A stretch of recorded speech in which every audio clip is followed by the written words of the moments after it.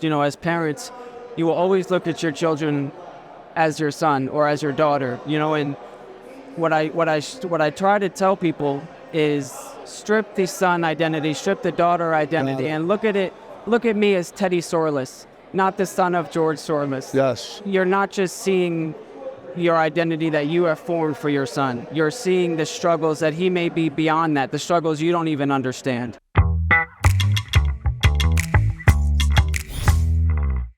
All right, folks, we're still here in Indianapolis, Indiana. Unbelievable. Home, the state is home of the Hoosiers. Growing up, I used to watch. I wasn't a Hoosier fan, though, but I did see them play a lot of games. And with Bob Knight, they won a couple different championships along the way. And I have with me Teddy Sourlis, who is a third-generation basketball player in New Jersey at the high school level. He led the state of New Jersey in three-point shooting, which, by the way, is not an easy thing to do. Played college basketball, and from there started a company which is growing on a daily basis. It tugs right at the heart, and it's making a difference through awareness and education, which is Men's X Mental. Teddy, what's going on, brother? Very great to see you. How you feeling, man? Feeling great. Indiana's great. My sister went to IU. Your sister went to Indiana? I've been here before. It's a great city. How do you feel about this whole setup? No, it's incredible. VCon's incredible. The operations, the marketing, the activations, they're all... Yeah. It's an honor to be here. Yeah. And by the way, it's an honor to do this interview with you as well, brother. Thank you. For all the folks that are watching, because I have a lot of entrepreneur clients and, business owners, corporate executives, but as well as influencers. I love influencers. I love creativity. Can you talk a little bit about where you're from, where it all started? Yeah. I'm from Rumson, New Jersey, down by the shore. Not the Jersey Shore, like... Not the Jersey Shore. I don't like a different shore. Jersey Shore. Exactly. Yeah. But New Jersey's home. Yeah. I was blessed to grow up in a good family, and my family has always had my back. And as you had mentioned, basketball was always who I am. So basketball, was that like at the dinner table every night? Coming up? Was it? Pretty much. Yeah. Pretty much. Your dad was a college player for Iona, a legendary high school basketball coach here in New Jersey as well? Right. Yeah, my dad coached 30 years girls basketball. He's now coaching boys basketball. My aunt played at Stanford and was an Olympian. Wow. My other aunt played at Michigan. These are full scholarship basketball players, right? Full scholarship basketball players. So what was going on in the Sourlis house? Oh, man, they worked their butts. Woo! Yeah, they loved the game. And that's where I got it from. As an athlete, that's always how we identify. Once an athlete, always an athlete. Yeah. But with our organization, with Men's Mental, we always tell our athletes, you're always more than an athlete. Yeah. I'm blessed to be a part of a family who has not only blossomed as a basketball player on the court, but also off the court in their business. And my aunt's a lawyer, real estate, stuff like that, where they're more than an athlete beyond the ball. And as far as your dad, right, can we talk a little bit about Coach Sourlis as we tie all this together? When you're coming up, right, and I think of, Bobby and Danny Hurley, because their dad's brother's married to my sister. So Bobby and Danny, as you know, were great basketball players. Sure. Bobby goes to Duke, Danny goes to Seton Hall. Yep. And there's major challenges. Right. Turns it around, just wins the national championship. Yeah. As a coach's son, was that part of the story as you came to eventually, creating the company that you created? And if you want to get into that, great. If you don't, let me know. Absolutely. Yeah. I think my dad has definitely set the foundation for who I am as an individual. Going to his practices as a child and just shooting around on the sidelines, him yelling at me to stop dribbling while he's talking, little things like that, that I've picked on, the attention to detail. And that's really what I take into the businesses that I do, the relationships that I form, but see them on a deeper level. Because as much as a basketball coach as he was, he's a human. Yes. And I really believe the way that he separated himself, regardless of the 15 state championships, 15.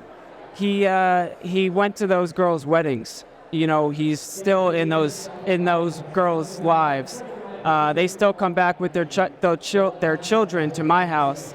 And it's not just coaching, it's bigger than coaching, it's relationships. Yeah. And I think some coaches lose the mindset of that sometimes. So when you were growing up, you saw that. Well, you know that now, but how was it for you growing up? I know you had some secrets that you kept to yourself. Right. That things led to those secrets. Right. and you actually tried to do certain things. If you want to get into that, how did that play into how challenging your high school years were with these secrets, and then eventually being able to break through that to make this flag in the ground company that you're building that's a nonprofit that is going to change the face of sports going forward? Yeah, I dealt with a lot. I dealt with closed doors, behind the scenes struggles. Was it your own struggle? Was it trying to be perfect? Was it an expectation? Like what was going on for you? It was a combination of a lot of things. It was the expectation to be as good of a basketball player as I could be. And, it wasn't necessarily forwardly stated, I want you to play in college. Yes. That was my dream and that was my passion. And thankfully and gratefully, my father pushed me to that. Yes. But that was my dream. And, what I did struggle with was the ideations of suicide, and not because of anything with my family, but my own personal. Do you remember when it first started for you? Can you think of a point in time when those thoughts kicked in? I remember the night of my 8th grade graduation, and I was a popular kid. I was on the school basketball team, which in 8th grade, it's a pretty big thing. Yes, and you were really good too, so there's even more pressure. And everything's Yes. relative, right? But in that time, after my 8th grade graduation, I had went home and I wrote my first suicide letter. What was going on though? I didn't know. Fear of failure? It was. Did you want to play? Yeah, it was a whole bunch Disappointing people, not loving Disappointing. yourself. Not loving myself. I was a chubby kid growing up. I was bullied. Really? I was bullied. In 4th and 5th grade. I was chubby. I was a heavy set kid.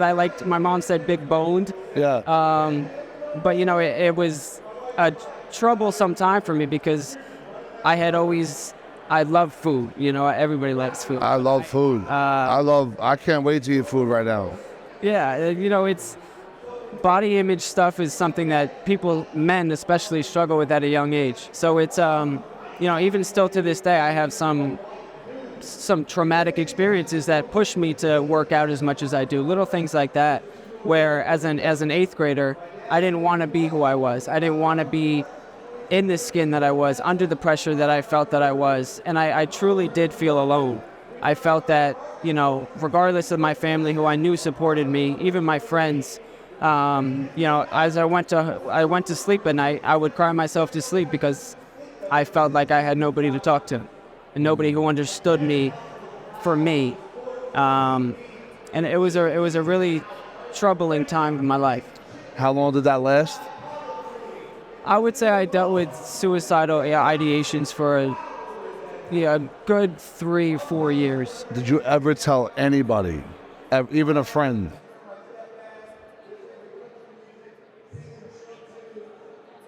So just keeping that in really hard. That's what we do. As men, we internalize those past traumatic experiences. Me talking at 23 years old about my 8th grade experiences. Yeah.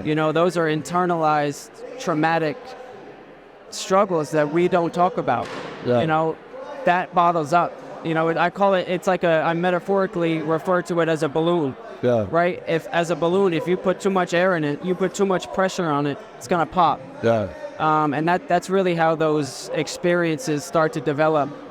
So the other day you're talking to my AAU team, right? Yeah. And there's kids in there, no doubt, there's no doubt somebody in there is thinking what you thought, right? So that now at 23, and if there's parents watching this, uncles, aunts, whatever, what are some of the things they could do to have to not make the child feel like, bad about it, but to open up that conversation where they know they could be told it's okay. Right. Don't keep that a secret. Let's talk about it. There's a solution. Absolutely. And I think first and foremost, as parents, you will always look at your children as your son or as your daughter, and what I try to tell people is look at those people as at face value. Strip the son identity, strip the daughter identity, and look at me as Teddy Sourlis, not the son of George Sourlis. Yes. And it's a mindset where you're not just seeing your identity that you have formed for your son. You're seeing the struggles that he may be beyond that, the struggles you don't even understand. But I always tell my parents specifically, the question is normally, how was school today, right? And you would put your head down, good mom, good dad, right? Yeah. That's about it. But ask those deeper questions, how are you really doing? You're not acting yourself today. Is everything okay? What happened at school today? Yeah. Why is your coach bullying you in the way that he's doing? And it was something that as a child, I wish I could have spoken up about, but sometimes you don't even know what to look for. You can't expect somebody to speak up about it if you don't even know how to acknowledge it and recognize it yourself. Yeah. So that's what we really try to do as an organization, is the education factor, especially for parents. Learn what to look for. Look for the signs. There are signs. There are things that we miss. Having lost 2 friends to suicide, I now think in retrospect how many different signs Was there signs? there are signs. Was there signs that when you think about it now, like? Absolutely. And even for myself, I try and always put myself in people's shoes, see things from their different perspective, which I think we lack as a society. That's empathy, right? But trying to understand somebody else's perspective, where if they're socially isolated, little things like that, where, okay, a popular kid who goes out in high school or like has a lot of friends, whatever, all of a sudden doesn't do that. There's a snap there. There's a change in his behavior that's sudden, and that's usually caused by something. And I don't want to get controversial here, but a lot of kids in high school, and we just, I know this from a personal experience, medication, how does that play into this? From at least your perspective, and you're not a doctor, you're not giving medical advice, but could you talk a little bit about that? The medication aspect, it's difficult. There's a very fine line there. I have grown up my entire life with ADHD, and I was only diagnosed with it truly by a doctor at 23 years old. And, I had been prescribed medication for it, and it has changed my life. The past year, I have felt like what I should have my entire life. So the shift has given you the ability to kind of not feel the feelings of negative, but stay focused on a driven outcome and not staying stuck in an emotion. Absolutely, and especially as a student, as an athlete even, if there's a ball bouncing over there and coach is talking, my attention is like that. Yeah. But I think there are good sides to it. There are also bad sides to it. Yeah. I had recently had a speaking engagement, and a man came up to me, and his son had thought about suicide, and he told me that he was put on medications that weren't even regulated, and he did end up dying by suicide. And there's so much research on it now, where if you don't do your research, you're doing a disservice to yourself or to your kids. Yeah. Look at the symptoms, the different reactionary effects, to truly understand, and having those different conversations, different opinions even, on what truly is best for you or your kids. I think that's imperative as well. So for the kid in high school that's having one good year and maybe not the next year, and we talk about coach and bullying, what does that look like that maybe the parents don't understand? Yep. We're going to rip it off. Negative talk. Because it's simple. It's little stuff. It's not you suck, right? Or you're terrible, or it's little implicit little jabs. Right. Each day they start building up, and then all of a sudden your brain starts telling you you're not good anymore. Exactly. And it's just a confidence booster. Like, I always, working with coaches now and trying to inspire coaches, their job is to inspire those kids. I always tell my athletes that I work with, the ball will stop bouncing. The ball will stop bouncing at some point. So who are you beyond that? Yes. And the coaches sometimes don't understand that fully. Yes. And it really is a problem, because they don't see beyond the basketball player. They don't see beyond that facade. So who's Teddy Sourlis? I'm a survivor. What else? I'm a motivator. I'm a human being, as well as an athlete. I think that's what's special about me. That's what's special about all of us. There are so many different parts of us, and there truly is parts. Yeah. It's called internal family systems. There's different parts of us. Okay. It's a psychological, not disorder, but it's bordering identity dissociative disorder. We all have a piece of it. It's based in fact. I'd love to learn more about that privately. So when you go from high school to college, does all of these things start coming to fruition in your life? Like all the things that, you were struggling with, does it start coming out? Yeah, it starts to come out, and I did seek help. You did? I did. I have been to in-person therapy. I've been to virtual therapy. And I think even being to those, what my mental health looks like won't be the same as yours. And what works for me may not work for you. And it's the same message where, I did both of those things. I took those necessary steps to get help. But I found my true saving grace in my teammates.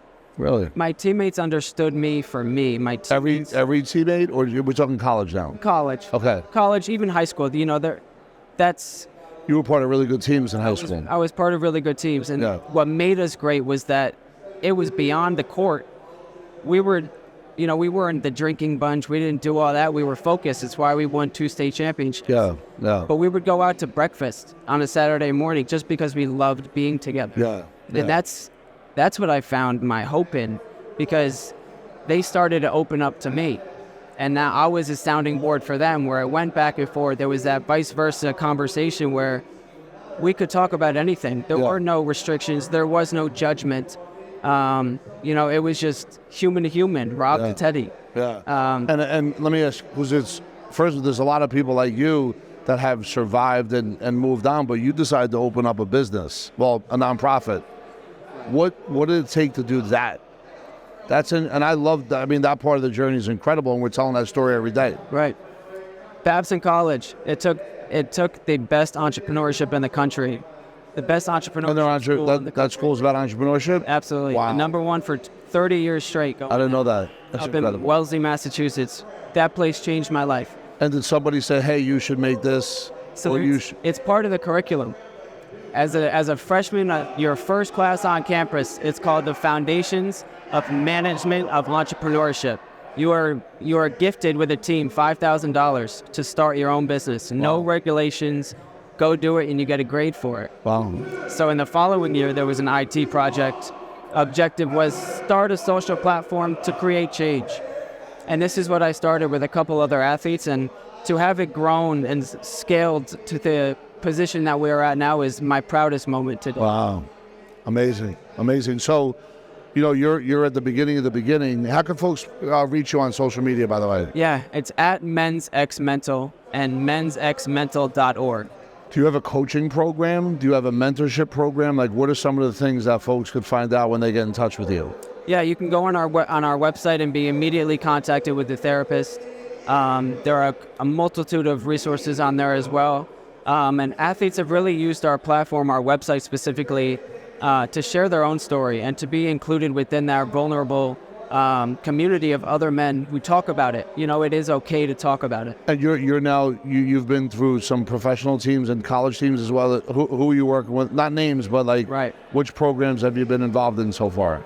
There's a lot of schools. I'm trying to work with the schools on a more personal basis, a more B2B basis. Got it. Because the athletes are our campus captains. They're our entryway. They're our foot in the door where these athletes share their stories, and now they're the spokesperson for our brand on campus. They spread the awareness and bring their team along. But it doesn't just stop there. I want them to pioneer the movement themselves. Yeah. And I want them to bring us to the athletic departments. So, do you get emails every day from people? Every day. Yeah. Every day. Does it inspire you? It does. Yeah. It does. And it's a lot sometimes. It's overwhelming. Yeah. As a survivor myself, as a someone who still, battles demons. We all do. We all still battle demons. It's a lot sometimes. So for you, do you have habits and rituals that you do to kind of break through some of those limiting beliefs or some of those demons? Is there techniques that you do when they pop up? Absolutely, yeah. And I think that the biggest message I can share is, self-reliancy.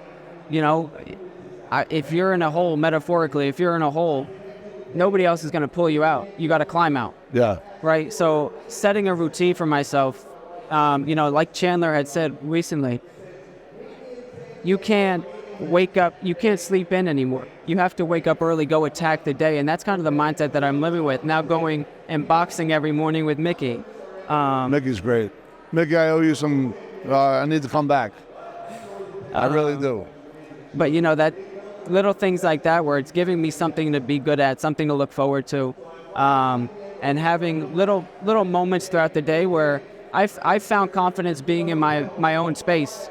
You know, being alone sometimes, that gives me peace. Yeah, I can relate to that. Yeah. I really can, 100%. I think that's important. Where do you see yourself in the next 5 or 10 years? You're a young man, 23 years old. Where do you see yourself as you enter into the 30s? I see myself entering into the professional leagues. I really believe, you know, the way our society has worked, and now we've seen it with Kevin Love and DeMar DeRozan, they've started to open up the conversation regarding men's mental health.